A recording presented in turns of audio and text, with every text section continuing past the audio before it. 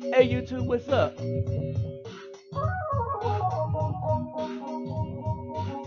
This is the reluctant Nabi back in.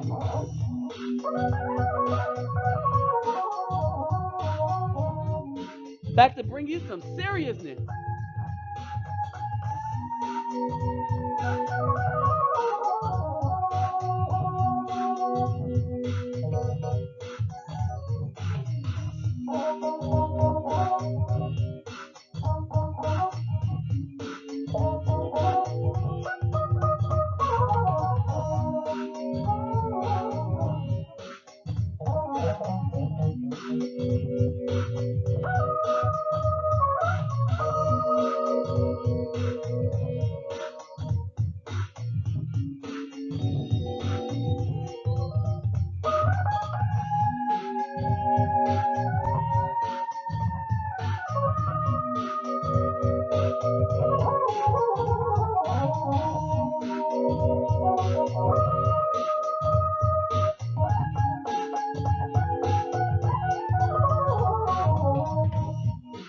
Alright, new intro beat. I'm trying them all, y'all. Making them and breaking them. So what's up to my YouTube fam out there?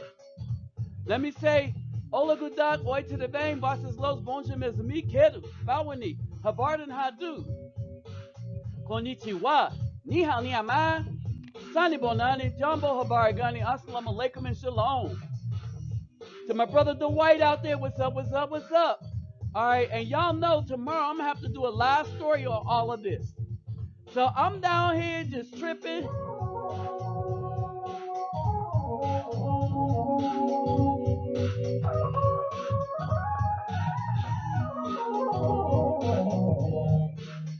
And just going through YouTube, just looking at some stuff, right? So I'm gonna tone it down a little bit. And I'm gonna just let this go like this. So I've been saying for a long, long, long, long, long time what this dude has now gone to the white people and just put out there in the public.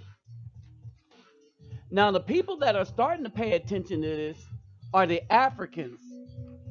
Because while I do not do videos about what white women do, because I haven't talked to a white woman to know what she do. And from my dealings with at least Hispanic women, at least on the surface, they are even more polite to me and are nicer to me about the things that I do, even though much of what I do for the black community, and much of what I was doing was being done primarily for the black woman.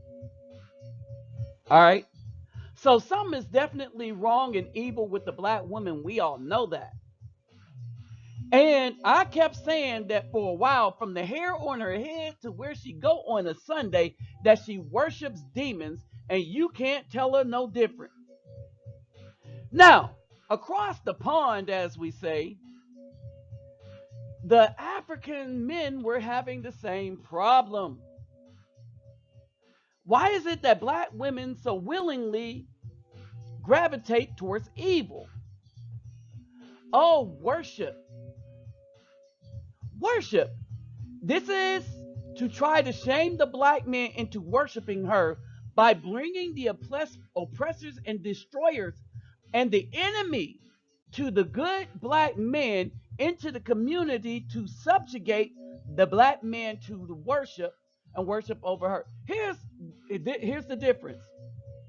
If the black woman could get you to be oppressed by the white man in his system, she could then, in your weakened state, get you to go to church with her and listen to her pastor. In other words, she becomes the ruler over the house by default. Well, apparently some of the Africans got a hold to Mr. Joseph Atwell, and that they got a hold to his books and stuff, and found out that he has evidence that Jesus was created to brainwash and dominate black people, the melanated people. This includes the Americans and the Africans. All right, ancient confession found. We invented Jesus Christ to brainwash and dominate Africans. This was what the Romans were saying, but I did a bunch of videos on this, right? Too bad a lot more Africans are not watching my channel, or they may have been able to learn this, at least a minute.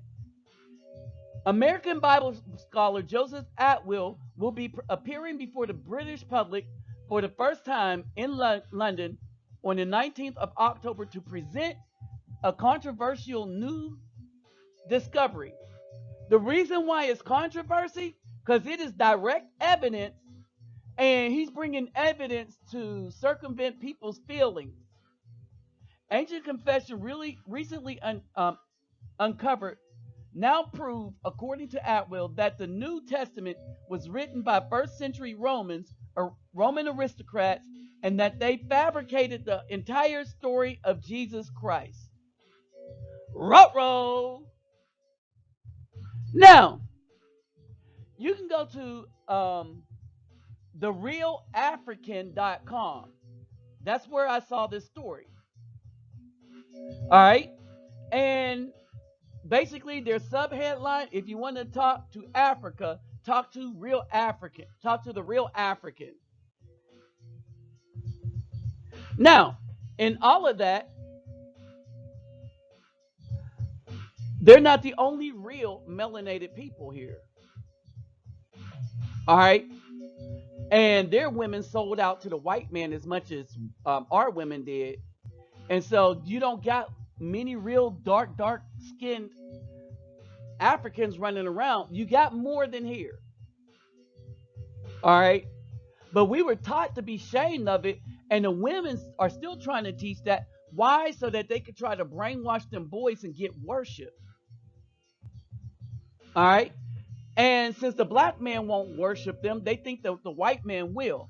And the white man is using them to get a toehold to really circumvent Africa away from the black men. So while they've been following this white image, and this is why the black women follow such a white image. All right? They follow it thinking that if they follow this white demon, that they could subdue their man. Evil. Evil not only on the surface, but everywhere else. All right? And so, here we go. Let's get into this. Let's get into this. Let's get into this deep. All right? All right, so Atwell's presentation will be part of a one-day symposium entitled Covert Messiah at Conway Hall in Holborn. Although to many scholars, his theories seem outlandish, right? And that's because the scholars themselves are outlandish, because the scholars are paid to try to use their scholarly duties, like in government, to keep the people brainwashed. Because they know that we won't study anything for ourselves. We will say, according to the scholars. I don't say, I'll use things from people I learned, but everything on my channel that I do is according to what I found out. And that's why I present it to everybody in a manner in which I do, instead of talk at you.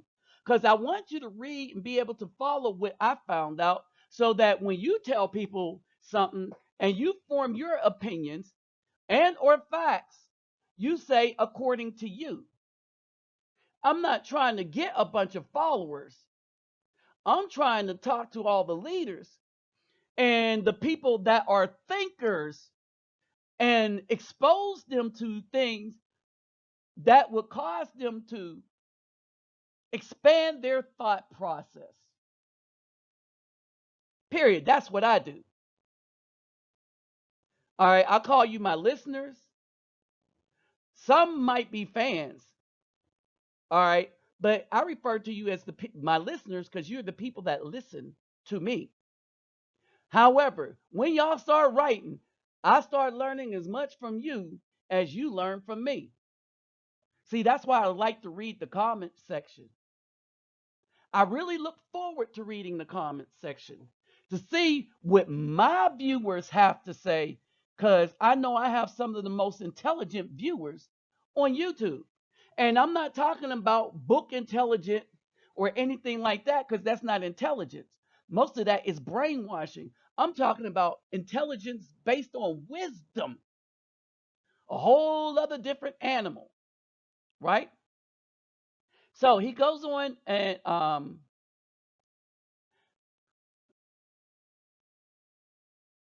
to say this.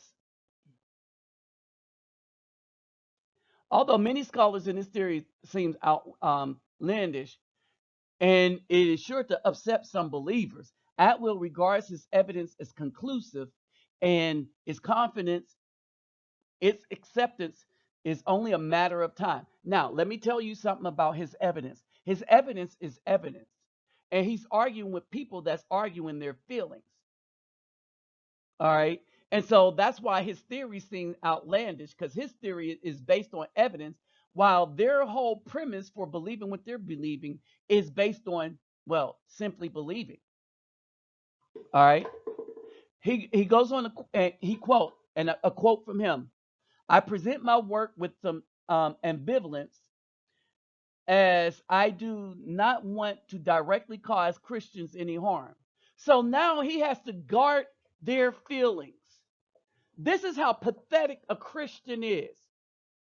That when you're about to give them some facts, you got to guard their feelings, is because they are sucker born, baby-fied, evil demon worshipers. Anytime you cannot talk honestly to somebody about evidence to something, then there's nothing wrong with you. There's something wrong with them. All right. He acknowledges, but this is important for our culture. Alert citizens need to know the truth about our past so that we can understand how and why government creates false histories and false gods. Holy crap, there it is. Now, in consternation, he's talking about the New Testament. Vespasian, Titus, and Domitian. These are the three. They often do it to attain a social order that is against the best interests of the common people. Why did the government give us Christianity? It gives them a social order that is against the best interests of the common people. Why? Because Christians don't think for themselves. Pastors think for them. The Pope think for them. And the Pope is the first Christian and the original Christian. Everybody else is an offshoot of the Catholic Church. So, I present the creators of the New Testament, the Flavians, Vespasian, Titus, and Domitian.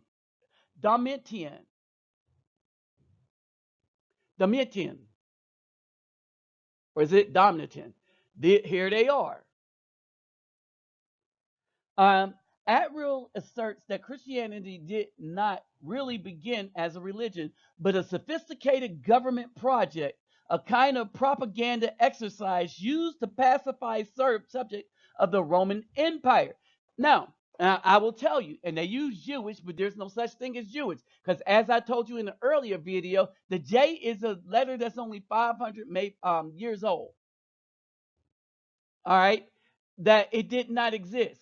The word Jewish did not exist. The Israelites or the Hebrews, which mean black people that followed the Most High, monotheistic in who we follow, but polytheistic in the powers that were above our own.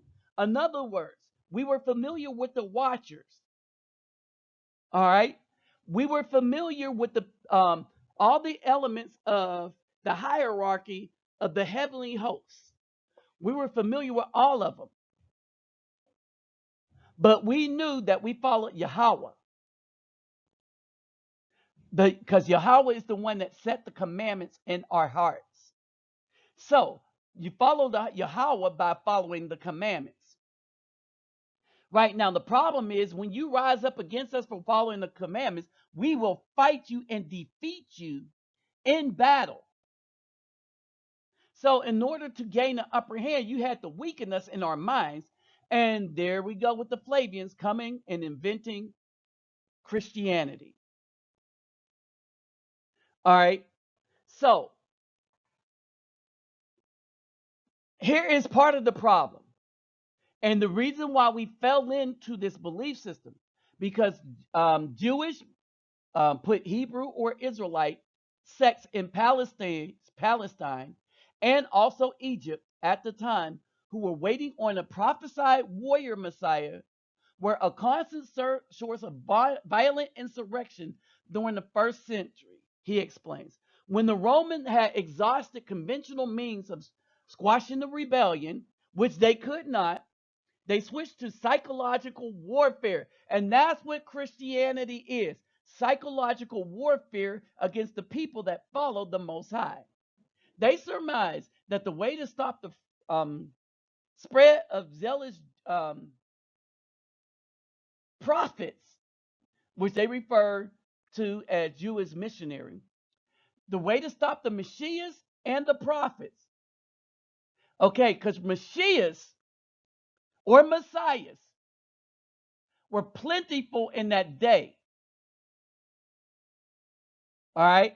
Messiahs are warriors. All right. And they war against people that attack. They gather the people to return war against people that would attack us because we follow the Most High. All right.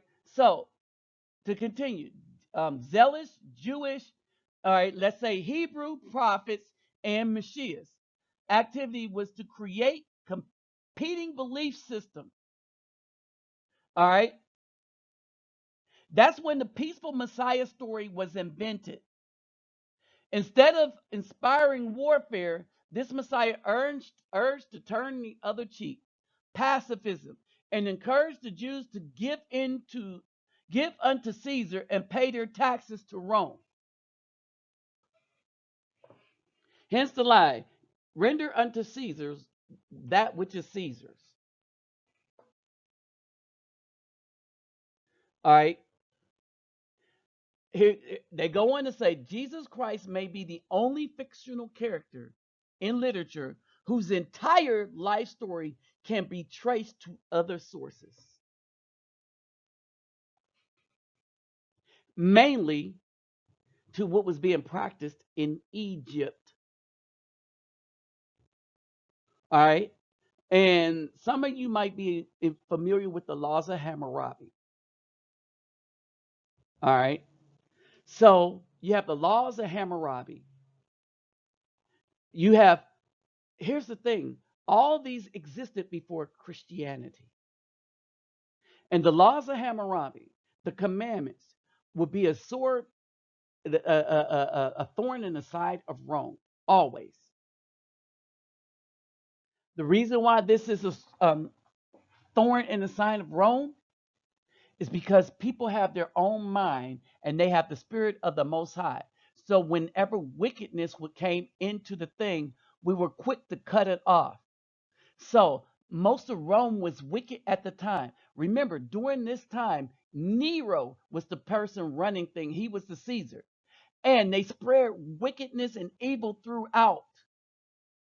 And that's what the Israelites and Hebrews were fighting, both in Egypt and in Jerusalem. Both in Egypt and in Jerusalem. When the Romans defeated the Caesar line, right? Because of Cleopatra and her evil.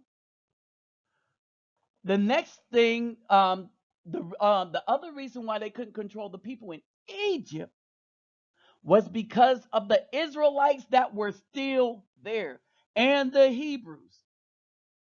Remember, you have Israelites and Hebrews, which followed the will of the Most High. So when Vespasian went and sacked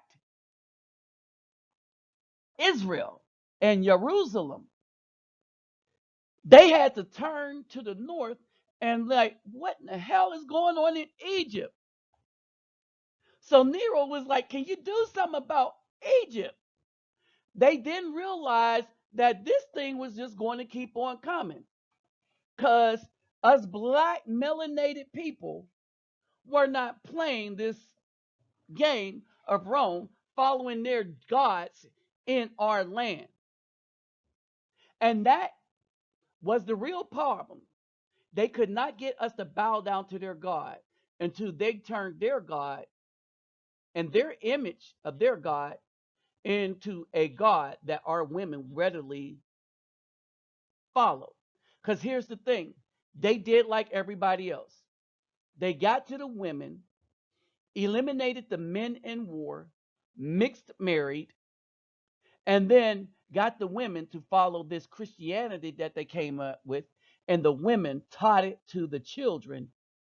And so they played the long game. They say, corrupt the woman, and we can corrupt their mankind.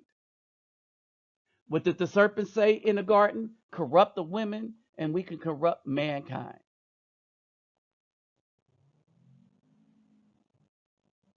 Now, was Jesus based on a real person from history? The short answer is no. Atwill insists. In fact, it may be the only fictional character in literature whose entire story can be traced to other sources. Once those sources are laid bare, there is simply nothing left.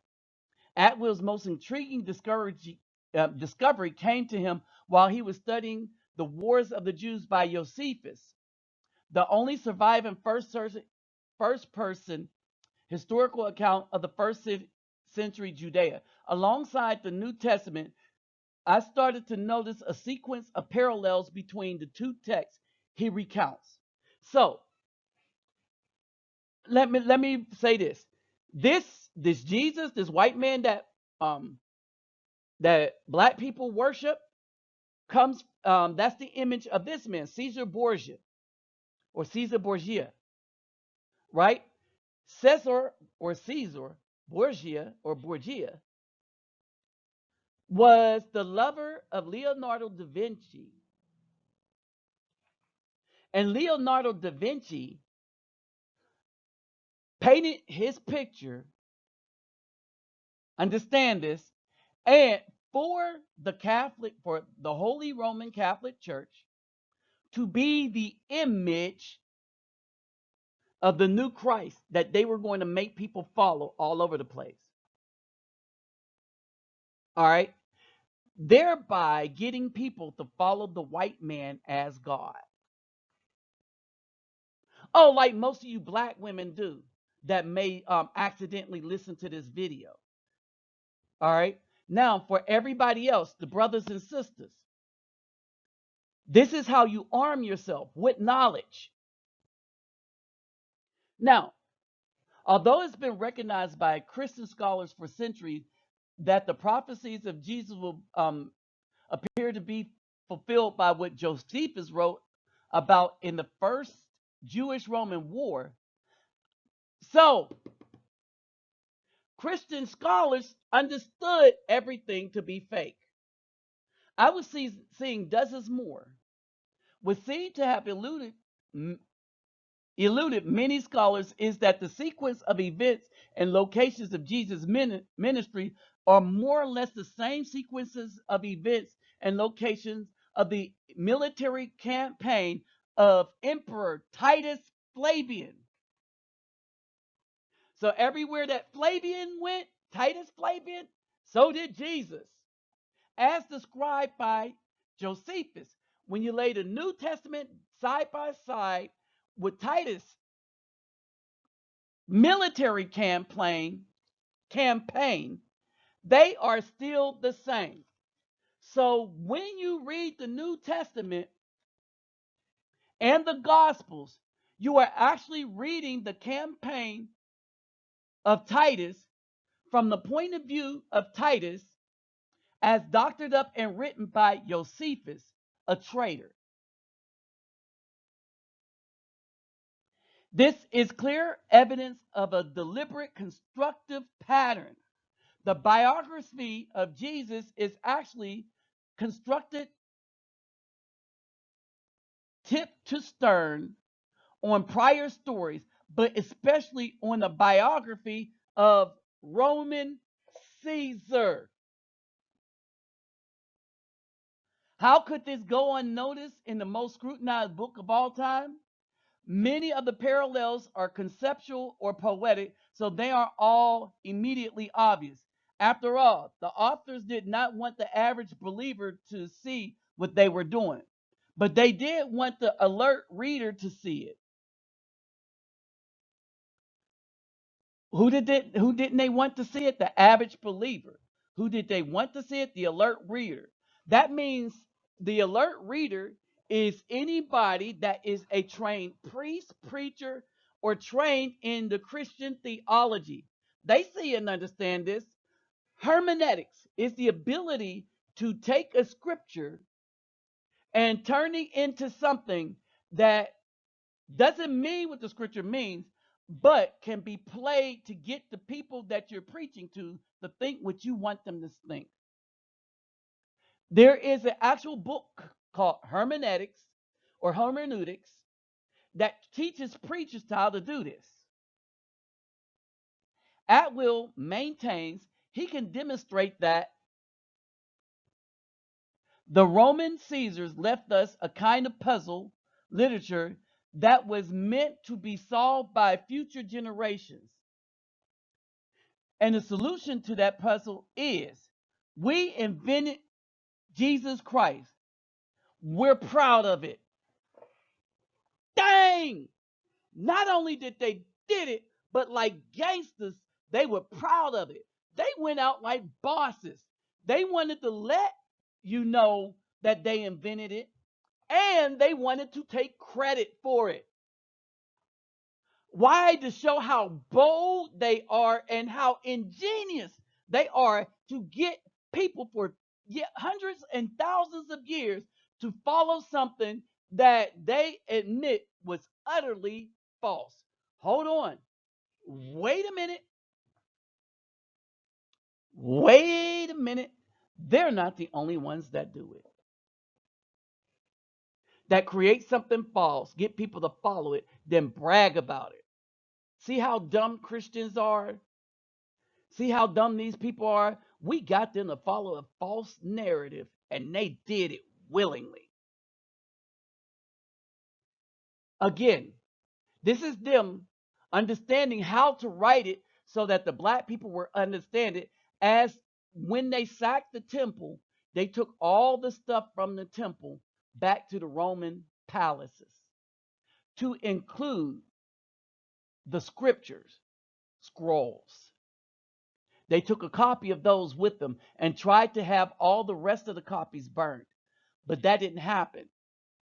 Case in point, the Dead Sea Scrolls, which showed that the whole New Testament is a lie, and that much of what's in the Old Testament was kind of tweaked over to make the Romans or white people be seen in a favorable light, and to take power from the males and give it to the females. Because there's a book in the New Testament that does not exist in the Dead Sea Scrolls also.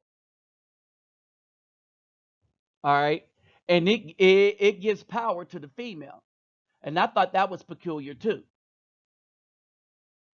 So he goes on to say, is this the beginning of the end for Christianity? Probably not, grants Atwill.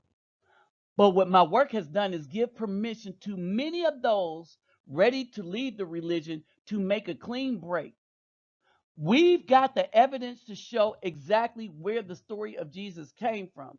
Although Christianity can be a comfort to some, it also can be damaging and repressive and insidious form of mind control. Hold on.